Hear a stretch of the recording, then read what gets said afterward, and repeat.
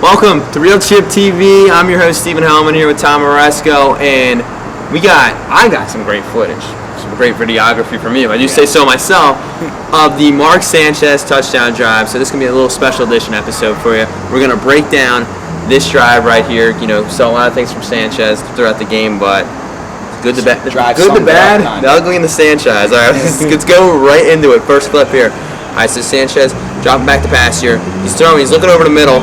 Overthrowing Jordan Matthews there. What do you think about that? It was pretty good coverage on the play. I do remember that.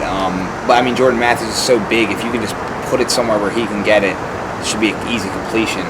Matched up against inferior defenders. So. Yeah, it's only a 10-yard throw, and he sailed that one. All right, next clip. So this one, jump back. Chip Kelly going with the run here. Ryan Matthews picking up about a 5-yard gain there.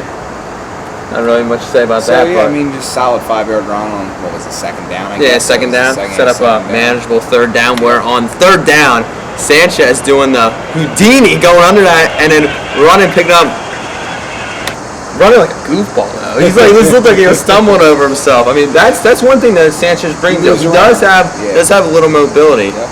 I remember on the first drive, he had that one play where he ran, he threw it while he was running, stuff like that. He rolled out and he threw it, and it was like pass was ugly. It got there, but it was you can use Chip uses guys to their best of their ability, and Sanchez, he knows he's a pretty mobile guy. He can move around back there, so he's definitely not shy about getting him on the move and getting mismatches with that. Yeah, no, it's a great attribute of his. All right, so this is Sanchez dropped back here, and he kind of tries to thread a needle there. I think it was a horrible pass, but trying to hit Nelson Aguilar. Yeah, Nelson said he wished he had that one back in the one throw later in the game on the sideline where it was a big third down. I think Barkley threw it and he just flat out dropped it. So I think Nelson can do a better job fighting for the ball with his quarterback. But again, he's a rookie, so you got to be patient. Had some drops, but all in all, an amazing game. You can't really knock him for that. All right, in this play here, Ryan Matthews going up the middle, picking up 10 yards in on second down, getting a first down. I mean, and that was a great run. I just watched a little Vine somebody put out, broke down a couple of good plays, and that was one of them, the big Ryan Matthews run. It was a good decision on Sanchez's part to not keep it because we had everyone blocked. There was one guy, and Matthews keeps it, takes it, and he goes and finds the hole, and that's why we got a guy like that. He hits that hole and he goes. Shady would have danced around and probably lost yards. Yeah, probably. We got the North and Southerners this year. Yep. All right, this play here, Sanchez, he's taking the snap here, and we got Jordan Matthews on the crossing route, throwing it a little high, but he's able to get that down. Kind of hung him out to dry a little bit. Yeah. In a preseason, that worried me. You get hit in the back. You don't want to hurt your back. That's bad, but. Hey, that's Jordan Matthews, man. He's a stud. He goes up and gets that ball, and it's just a mismatch. You exploit it.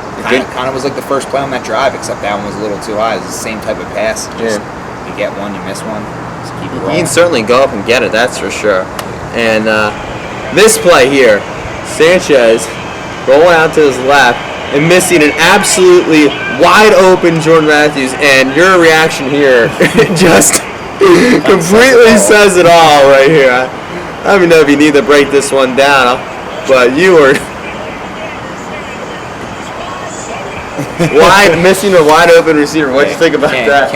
Can't do that. Obviously, you see in the video, you just can't miss wide open receivers in the NFL. Just too rare. It doesn't happen a lot. You see a couple of his other passes there. He was fitting it in nice coverage and putting it in nice windows. And when a guy gets that open, it's almost like he got a little excited and just overshot his guy. But I think he makes up for it on this next one. He just got to lob that one in there, and it's right there. All right, so this is it, the touchdown. Now Sanchez almost overthrowing Nelson Aguilar there, and then just turning on the afterburners for the touchdown. I mean, big change in emotions. You go from very pissed off to very happy real quick. I mean, what'd you like on that play? Nelson Aguilar's ability, I talked about it in plenty of articles in the offseason since we got him, and I also talked about it on the show that his leaping ability and athleticism for a smaller. I mean, he's 6 foot. It's not huge. It's not tiny. It's not Deshaun Jackson. It's about Jeremy Maclin, but you didn't see Maclin make many of those types of plays. Nelson Aguilar's got very long arms. I mean, I know he measured in a lot of the same numbers as Maclin at the combine, but this dude he's just a lot more bouncy, and his flexibility and his way he can adjust. Maclin was kind of like one of those cars on a magnet track. I made that comparison before. There's nothing wrong with it. He knew angles, he knew how to get open and run routes. But Nelson Aguilar is just a dude who can break people down in the open field at that speed, and it's going to be really, really fun to watch him. Nelson Aguilar, Jeremy Maclin, Deshaun Jackson hybrid. Kind of. That's yeah. kind of what I see when I watch him. That's what I think of. Reminds me a little bit of Odell Beckham Jr.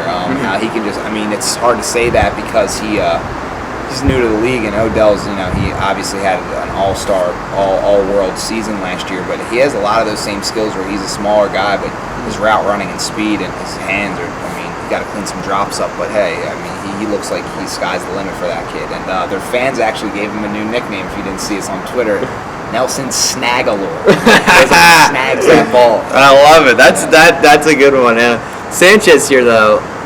I mean, drive ends in a touchdown, but very, very shaky. He'll be hopefully. I mean, we know he can be a little better than this, so hopefully in the second game he looks a little better. It encouraged me seeing guys get open and guys create some separation there, even though he's missing throws, because I think Sam Bradford makes those kind of throws, and that's why we brought him here. So next week, if we can get guys with this kind of separation, I think Sam Bradford's going to have a very, very favorable debut in Philadelphia next weekend. Absolutely, line. I mean, they didn't get close to Sanchez at all. Besides that one play where he eluded it. Yep. I mean, they didn't even touch him. So Bradford will be getting that ball out quick, and I mean, they'll run a little more. I think Murray's going to suit up and play, and Kenyon Barner's explosion in that game, he'll get more carries, so they'll be able to run the ball, commit to it. They didn't really commit to the run a lot early in this game. They didn't want Matthews taking too many hits. They didn't want, obviously they didn't have Murray. They didn't want Sproles getting the ball too much. So I think with that, Raheem Mostert also played well. So I think they're going to, ease the running backs, back in the backups, and they're going to be trusting them more to take more carries, especially early in the game. No, I mean, Chip doesn't want to, review all his plays, all the cards. He doesn't want to put them all down on the table yet. I think he'll wait that for week 1 against the Falcons. So thanks for tuning in for this special film room edition. See you next time.